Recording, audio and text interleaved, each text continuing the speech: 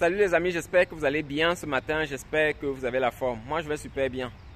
Alors les amis, vous savez que actuellement aux États-Unis, tout ne va pas bien, surtout sur le plan immigration. Beaucoup de personnes sont déportées et c'est un peu la situation actuelle. Depuis que le président Trump est entré au pouvoir, il a décidé de travailler vraiment sur l'immigration, de réduire l'immigration et de faire partie toutes les personnes qui sont sur le territoire de façon illégale. Vous savez que les États-Unis, c'est proche de l'Amérique du Sud, dont les pays comme le Mexique, les pays comme le Brésil et beaucoup de pays de l'Amérique du Sud. Beaucoup de personnes de ces pays-là venaient aux États-Unis sans problème. Ils pouvaient entrer parfois sans même être contrôlés et c'est comme ça qu'ils se retrouvaient aux États-Unis et restaient longtemps, travaillaient même par exemple sans problème. Maintenant, l'administration est contre cela. Donc l'administration a décidé de s'attaquer vraiment à ce problème-là. L'administration dit qu'il y a beaucoup de criminels qui viennent par ce moyen-là et c'est pour cela qu'ils ont décidé vraiment de rompre avec tout ça, quoi. Et non seulement ça, il y a aussi les personnes qui viennent avec des visas normaux mais qui ne rentrent pas après la durée de leur visa, quoi. Donc des personnes qui prennent par exemple des visas touristes, qui restent pendant leur période de tourisme et après qui restent simplement aux États-Unis sans rentrer lorsque leur visa est épuisé. Donc c'est pour cela que le gouvernement actuel a décidé vraiment de travailler là-dessus. C'est dans ce sens que il a banni l'entrée aux États-Unis pour plusieurs pays parce que l'une des raisons qu'on a données pour les pays qui ont été bannis, c'est que beaucoup de personnes viennent aux États-Unis et ne rentrent pas à la fin de leur visa. Donc dans ces cas-là, on a même donné exactement le pourcentage de chaque pays. Et pas seulement le pourcentage de chaque pays, mais le pourcentage de chaque type de visa.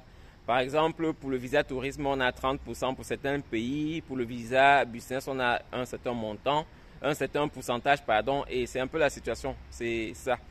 Et malheureusement, ça va toucher tout le monde. Ça a touché les étudiants jusqu'à présent parce qu'à un moment, on a suspendu aussi les visas pour les étudiants et c'était dommage. Maintenant, on vient de réinstaurer les visas pour les étudiants.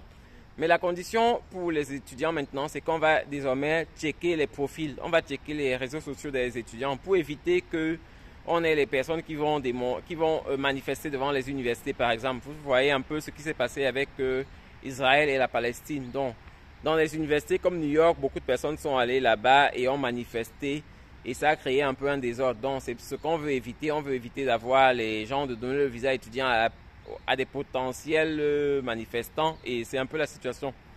Alors maintenant, celui que ça frappe encore à nouveau, c'est le Sénégal. Ça frappe le Sénégal et ça frappe les sportifs parce que il y a une équipe de sport, une équipe sportive, donc ça c'est le basket féminin du Sénégal qui devait aller faire un stage aux États-Unis.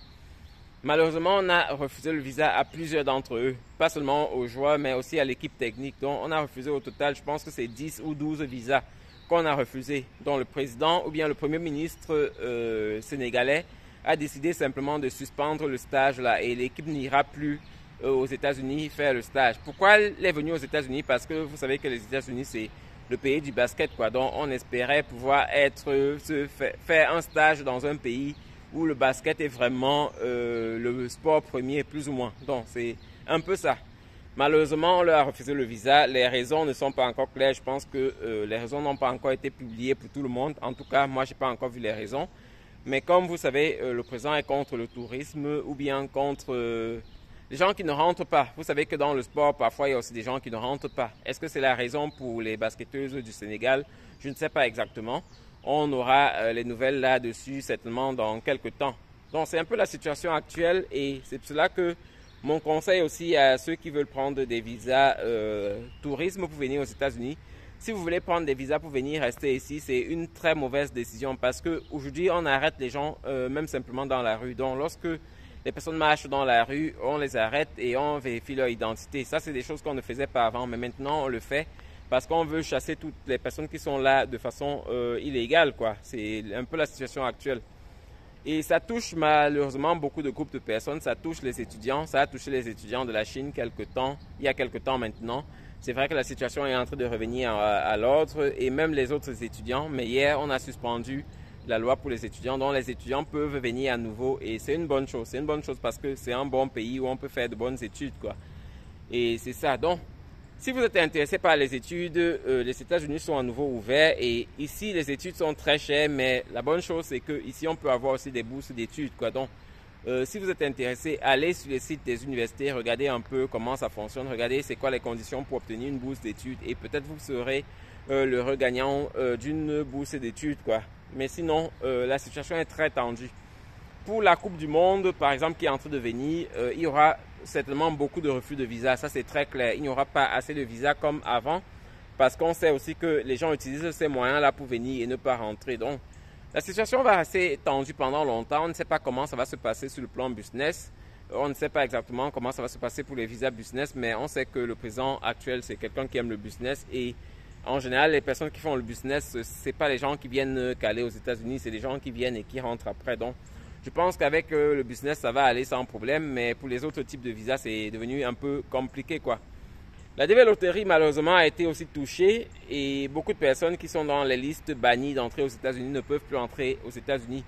Mais ce qui est important de savoir pour les cas comme la DV Loterie, c'est qu'il faut continuer de participer parce que ce sont des lois qui peuvent à nouveau être modifiées, quoi. On peut à nouveau permettre à un pays d'entrer aux États-Unis, un pays qui avait hier l'interdiction d'entrer aux États-Unis, on peut à nouveau permettre à quelqu'un d'entrer aux États-Unis. C'est pour cela que les programmes comme la DV Loterie, il faut continuer de participer parce que si jamais la loi n'est plus là, vous pouvez à nouveau entrer aux États-Unis. Et c'est un très bon programme, c'est un très bon programme pour immigrer aux États-Unis. C'est un visa qui vous donne l'accès à beaucoup de choses.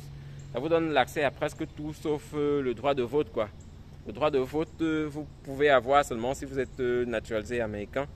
Mais aussi avec la Green Card, vous avez la possibilité de vous naturaliser. Parce que lorsqu'on détient la Green Card pendant au moins 5 ans et qu'on est sur le territoire pendant au moins 5 ans, on peut demander la nationalité américaine. Et vous savez que la nationalité américaine, c'est une très bonne nationalité dans le monde. C'est une nationalité qui fait peur. Lorsqu'on dit qu'on est américain, on est respecté. C'est vrai qu'il y a des endroits où, lorsqu'on est américain, on est plutôt combattu, quoi. Surtout dans les pays où les États-Unis ont fait quelques guerres, mais en général, les États-Unis savent prendre soin de leurs citoyens. Donc, c'est pour cela que je fais des vidéos pareilles. C'est pour cela que je parle très souvent des États-Unis dans mes vidéos, parce que c'est très intéressant comme pays.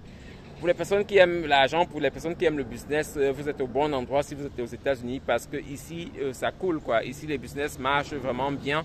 Les gens aiment dépenser de l'argent. Ça permet à ceux qui veulent s'enrichir de créer des opportunités pour s'enrichir, quoi. Et c'est ça. Donc, c'est un peu ce qui se passe actuellement. On espère que la situation va se détendre parce qu'actuellement, c'est très tendu. Beaucoup de personnes sont en train d'être arrêtées simplement et de plus en plus, on a des gens qui manifestent, des gens qui vont dans la rue, qui combattent l'administration actuelle, quoi. Et c'est bien dommage. Il y a des gens qui se font taper parce que la police est de temps en temps aussi violente. Pas seulement parce qu'elle veut être violente, mais aussi parce que les personnes qui manifestent sont de temps en temps aussi violentes. Donc, j'espère que la situation va se résoudre. J'espère que le problème sera résolu d'ici peu et que les personnes qui veulent venir, par exemple, rendre visite à leur famille pourront venir à nouveau sans problème parce que vous savez que rester longtemps loin de sa famille, ne pas les voir, c'est aussi compliqué, c'est pas évident. Il y a aussi le tourisme, le regroupement familial qui a été aussi suspendu pour certaines personnes. Pour les personnes qui n'ont pas la nationalité américaine, le visa a été suspendu pour les personnes, pour les pays qui sont complètement bannis des États-Unis. Donc, c'est pour cela que c'est important parfois, lorsque vous êtes dans un pays, de vous intéresser à la naturalisation dans ce pays-là. Parce que si, pour ceux qui sont naturalisés, ils peuvent continuer de faire venir leurs membres de famille sans problème. Donc là, on parle de conjoints, on parle d'enfants et on parle de parents. Mais pour ceux qui n'ont pas la naturalisation, ce sera compliqué. Donc, c'est un peu ça. En tout cas, c'est les informations que je voulais vous passer. J'espère que vous pouvez tirer une information positive dans cette vidéo. Si vous tirez une information positive, laissez-moi le pouce bleu, partagez avec d'autres personnes pour permettre à d'autres personnes de profiter aussi de ces vidéos, quoi. Bonne journée à vous et bon week-end. Bye.